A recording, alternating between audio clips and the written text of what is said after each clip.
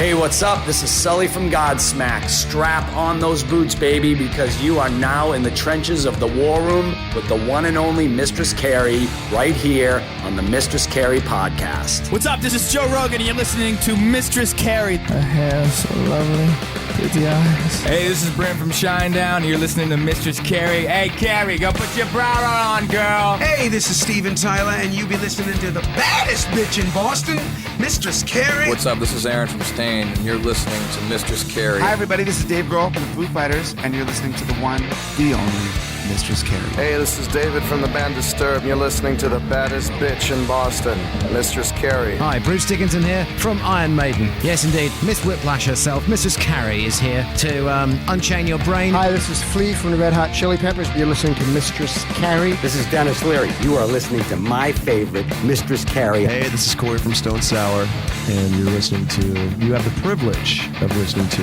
Mistress Carrie. Oh, God. Oh, yeah. Hey, it's Mistress Carrie, reporting for duty from MCHQ for this bonus episode of the Mistress Carrie podcast. And before I get to my guests, Ed Kowalczyk from Live and Robert DeLeo from Stone Temple Pilots, I want to remind you about the launch of the new Mistress Carrie Black and Blue ice cream. Made in collaboration with the ice cream alchemist at A La Mode in Thompson, Connecticut, this boozy ice cream features a collection of berries, limoncello, tequila, and more. And 100% of the profits are being donated to Project New Hope, where veterans rebuild with honor. The launch of the ice cream is this Sunday, August 18th from noon to 5 p.m. at A La Mode in Thompson, Connecticut. So come by, bring the kids. Yes, there are non-boozy ice cream flavors too. And support our veterans with Mistress Carrie's Black and Blue ice cream. Get the details on the concert and events calendar at mistresscarrie.com. My guests for this bonus episode of the Mistress Carrie podcast are Ed Kowalczyk, the lead singer from Live, and Robert DeLeo, the bassist from Stone Temple Pilots. Both bands are getting ready to go out on the Jubilee Tour this summer, celebrating the 30th anniversaries of Live's Throwing Copper album and Stone Temple Pilots' Purple album. I only got a few minutes to talk to these guys about what an unbelievable year 1994 was for music. We also talked about the tour and Marty McFly. Robert DeLeo made his first appearance on the podcast on episode 138. But for Ed Kowalczyk, this is his first time on the Mistress Carrie podcast. So allow me to reintroduce you to Robert DeLeo and introduce you to Ed Kowalczyk from Live. What's up, guys? Thanks for doing this. Hello. Good morning. We need to talk about 1994 because it's a very prolific year for me. It's the year I graduated from college. So the music that came out in those early 90s years are the soundtrack to, well, most of the years I can't remember, but that's besides the point. What was it about 1994 that gave us so much amazing music, with your album smack dab in the middle of that list? Something in the water. I don't know. It must have flooded it with something. It was such an incredible period. I mean, I agree with you. I mean, just people will put up on Instagram once in a while little snapshots of the charts, like the week that this came out or that came out. And then it's your song, they highlight or whatever. If then you look like of all the songs that you forget of all the songs that were out that week or that month that we were sitting there with. Yeah. And you remember about all these records and how thick it was with such incredible, unique people, artists, and songs. You never knew what was coming. It hadn't homogenized at all. It was still so really fresh and exciting. But it's a mystery. I think it was just a period of time too. Like now that you look back on it, we were straddling this time between analog and the future now that we live in and digital. And it was just this irreplaceable time. It's just where we were sort of the last wave of the old way it was done. We didn't know it at the time, but we were making some of the last CDs. We were making some of the last, real traditional records in the record business. And we didn't know, obviously. So we were just, super hyped and inspired and going for it. 2 years later, by the late 90s, Napster had started to come in and the world changed completely. So, yeah, it's a special time to look back on. And it wasn't even the newer bands, right? I'm not even talking about the grunge or alternative artists. I'm talking about like Tom Petty and Pink Floyd and the Rolling Stones, artists that had been around for a minute, and they released amazing records then too. Yeah. I think there was a moment there in music where record companies allowed us to do what we were set out to do. And in return, I think a lot of people just meant what they said. And that was a special time to be able to express that and not have anyone telling you, you should be doing this or doing that. We were on Atlantic Records at the time, and they gave us full creative control over what we wanted to do. And that was a big, huge freedom to have at the time. I saw this online and I almost fell out of my chair. If Marty McFly got in the DeLorean today, he would go back to 1994. That's he went from 85 to 55. He would go back to 94 right now. If you guys could go in the DeLorean a la Marty McFly for music reasons, whatever reasons, where would you want to go? How far back? Or forward, I guess, or forward. I don't know. 94 sounds pretty good. I was, 23? We'll take it. Let's go. Let's do it all over again. I tell you what, I'd come to more Stone Temple Pilots concerts. Right. Oh, man. You'll see as many as you can now that we're together, man. We'll be watching each other for a month, man. I love it.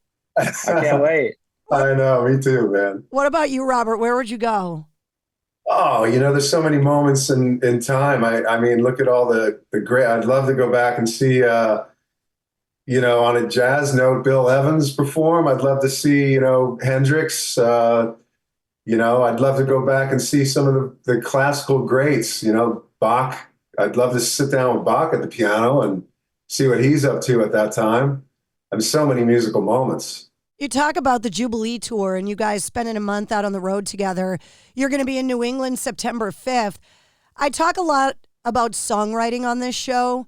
Ed, can you give me a Stone Temple Pilots song that you wish you wrote? And Robert, can you give me a live song that you wish you wrote? That's easy. Interstate Love Song. Every time I hear it. Every time. I'm in it. And I'm just like, this is the one. That's my favorite. I think it's my favorite song. That Interstate Love Song and Disarm, Smashing Pumpkins, my favorite songs for 90s. Every time they come on, I'm just like, wow, these are mine. This is the era right here, right? Wow. I always gravitated to I Alone. Ah, cool. I always gravitated to that one. It was like, man, great everything. Rhythm section, lyrics, everything. Thank you, sir.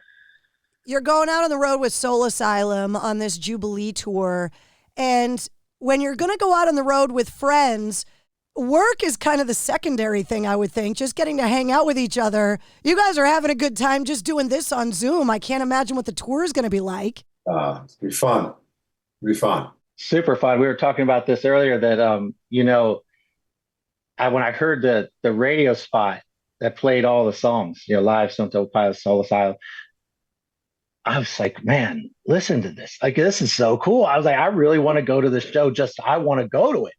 It's just so badass. And I'm just really looking forward to it. I think from a fan's perspective, I just think what a great combo. What a night of melody and such cool depth and vibe. I think it's going to be great.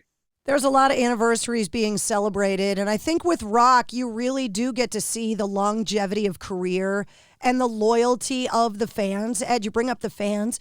Can you guys talk about what it means to you guys that 30 years later for Throwing Copper and Purple, but in your entire careers, what it means that the fans are still there and that they're going to be at the Jubilee Tour that night? Ed? Feels so good.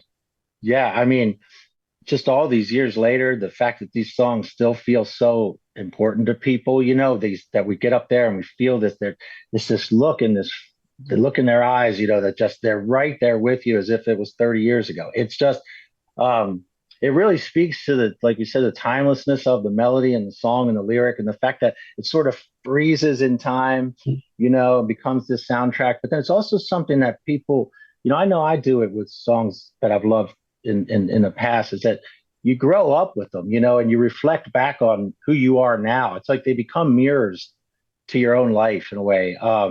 And with lyrics like Stone Temple Pilots and lyrics like I think mine are, you know, they're lyrics that kind of touch you in a way that really stay with you and grow with you, and people consume it in a way that brings them such joy still. I love it. I mean, it just never is. You can't imagine it ever getting old. Robert, I'll give you the last word. Well, it's funny because as an artist, I kind of forget what songs that I wrote mean to other people, but then I have to realize what the songs that I listen to as inspiration or growing up meant to me. So when I put that into perspective, I get a better understanding of people that listen to our music and have listened to our music. It makes me understand what music means to other people. It means the same as what it means to me. Sometimes it's your next breath. And that's the beauty of music. It's kind of our way of being immortal, you know, because those songs just live on. They keep on going. And that's really a special thing. It's amazing. September 5th at the Xfinity Center in Mansfield. I'll see you guys there. Great. Thank you. Thanks, looking forward guys. to it. Thank you. See ya. Thank you. There they are, Ed Kowalczyk from Live and Robert DeLeo from Stone Temple Pilots. You can check out the Jubilee Tour on September 5th at the Xfinity Center in Mansfield, Massachusetts. Soul Asylum is opening up, and if you check the links in the show notes of this episode, there's a link to get tickets.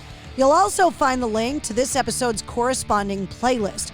I make a playlist for every episode of the Mistress Carrie podcast that features all of my guest music and all the songs and artists that we referenced in the interview. This playlist is all the big songs from 1994. You'll also find all of Ed and Robert's links and all the links for Live and Stone Temple Pilots, and you'll find all the Mistress Carrie links too. If you liked what you heard, don't forget to like, follow, and subscribe to the Mistress Carrie podcast. New full-length episodes come out every Wednesday, plus every weekday you get the Sit Rep. The Situation Report breaks down all your rock news, music headlines, and entertainment updates to about 5 minutes.